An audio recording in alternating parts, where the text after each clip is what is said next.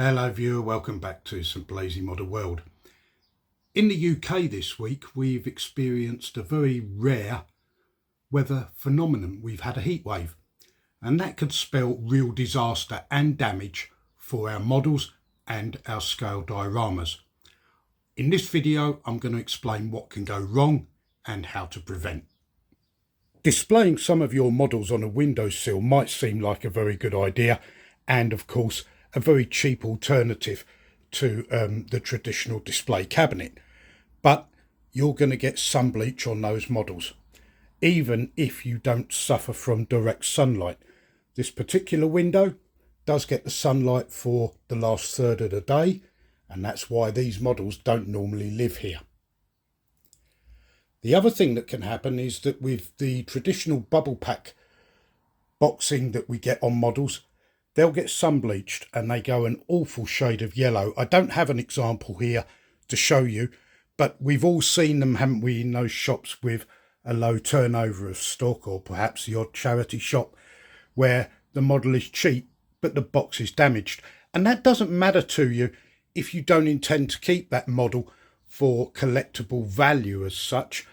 Once these models, are unboxed, they'll live here, in my case, forever, and then when I pass away, someone will come along and offer my wife £100 for the whole lot, and that'll be a bargain, won't it? But if you're buying models to collect with the view of retaining value, the condition of the boxing is just as valuable as the condition of the model itself. So keeping your models in this sort of environment, absolute massive no-no. Another thing that I talk about from time to time on my channel is the absolute critical importance of keeping your models clean. Practice what you preach, he said, not what you do. And you can see from this model that I've been neglectful. And that dust really has built up on a whole range of my collection, not just the one example that you can see here. But these models really do need a clean. A damp cloth with some plain water is all you need. And if you're going into detailed areas where you fear you might cause damage, a cotton bud in some plain cold water will do just as well. Don't start adding detergents and stuff to these things. You're going to rub away the decals, which are usually these days tampo printed, and particularly with the smaller, more detailed items such as the information here around the door on this model bus, you'll just damage it. So a damp cloth is good enough, and it's certainly better than nothing, and it's certainly better than what I've been doing lately. Now, of course, you can prevent a number of these things happening, certainly sun bleaching, by planning when you start building your scale model room, railway room, whatever it might be, hobby room. Use a little bit of thought and forward thinking. So in the room that I'm in, I know that the sun will come in through that window that we just saw throughout the last third of the day.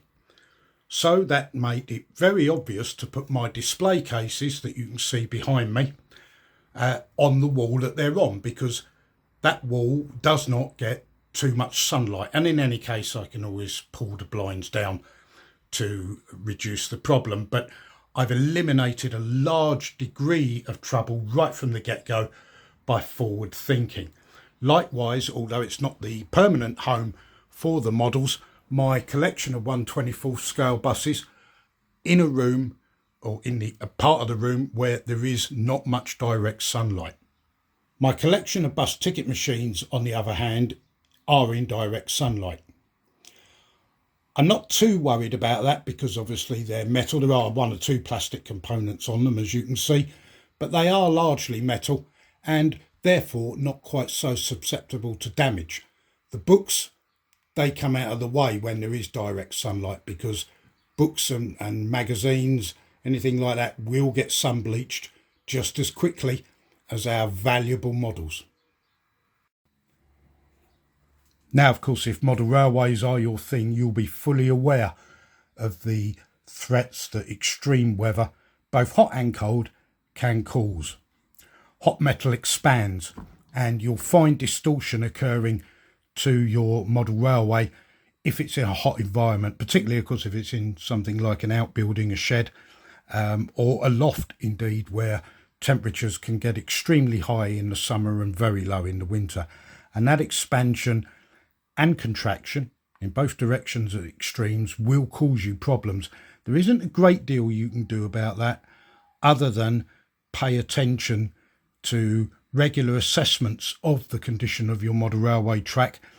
Try to install some local ventilation if you can, although it's difficult in some environments in certain buildings. But local ventilation, close regular inspection, and see what is actually happening. When I built this room, I spent a number of days in it to see where the sunlight came. I didn't just whack stuff up on the wall, and there was a number of weeks where I just had to think about where everything was going to go. And you can do the same. Now, this is my latest 1/14 Tamiya truck build. It's a king hauler, and of course I'm working on this project as and when time allows, in and amongst all the other stuff that I've got going on, normal life, as well as all of the things I like to do up here in this room. And because of that, I'm, like most of us, a little bit lazy about tidying up. And this little thing here is sitting here in probably the worst place it can be, because it is directly behind the window of danger. So if I just bring the camera down and around, you can see where the window is, you can see where the model is, and leaving it there for any length of time between working on it is really not a good idea. Not only will I damage the paint that I've already applied, but plastic models do have a tendency to warp in the heat, and I've seen it before. I've seen it on model railway carriages, I've seen it on certainly on plastic kits, and I've even seen paint burn on some models that have been displayed in a dangerous location. And again, this all comes down to thought, forward planning. Spend a little bit of time in the environment that your models and scale dioramas are going to be in. Now, earlier I showed you an extreme example of dust on one of my models, and dust is it's landing on here now even as we speak. Again, before this gets any more paintwork, it'll be a damp cloth to remove any residue that might be on there, because the last thing I want to do is seal in any dust and dirt on my painted work. Now, on dioramas such as a model railway, if you're not going to be using that model railway or that diorama for any length of time, put a dust sheet over it just to protect it from the dust in the atmosphere, and of course it will give it some protection from extremes of heat. Oh, just going to show you that, my latest purchase. There'll be a video about this very shortly. It's a Cure Scale Class 50. Came the other day, and it's a second purchase from TMC for me, so I hope it's going to be a good one. We're going to have a look at that together. I haven't unboxed it yet. So yeah, dioramas, get some dust sheets. And I would avoid, by the way, the sort of cheap plastic dust sheets that you buy for decorating in the department stores that sell those sort of products. Traditional dust sheeting, i.e. used bed sheets that you no longer use, absolutely ideal. You can drape them over, they'll absorb the environment dust, and they won't actually cause any harm to your models. If you start putting plastic over these things, you're going to create sweat within the atmosphere, the gap between the dust sheet and the diorama itself, and that's not good. And if the dust sheet is very poor quality plastic, then again it's going to melt, and the last thing you want to be doing is scraping bits of blue plastic off of your valuable hard crafted diorama.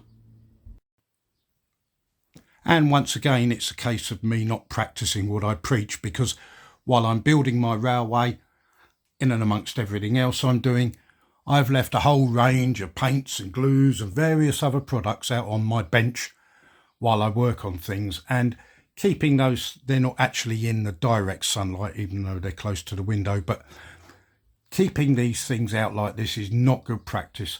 These products dry up In some cases they'll evaporate, and where it's a spray can or a product like that, they'll glue the residue product into the nozzle. You won't be able to use them again. Get things tidied up, and I need to do this right now because I'm not practicing what I preach. I'm certainly at the moment falling way short of everything I talk to you about when I try to advise you all on the world of scale models. So I'll carry on and tidy up. I hope you found this video useful and informative. I get the feeling here in the UK this is not going to be the last heat wave we get this summer, and as the climate moves, as it clearly is, it could get a lot worse. Thanks for watching. If you have any suggestions, anything you'd like to say or add, of course, please do leave a comment down below. We welcome your comments. If you found this video useful, don't forget to give it a thumbs up. And if you're not a subscriber, maybe you'd consider subscribing to St Blazy Model World. Hit the bell for notification and select all, and that way you'll be fully up to date with every video we release. I'll see you again very soon. Thanks for your time. It is appreciated. Bye for now. Bye-bye.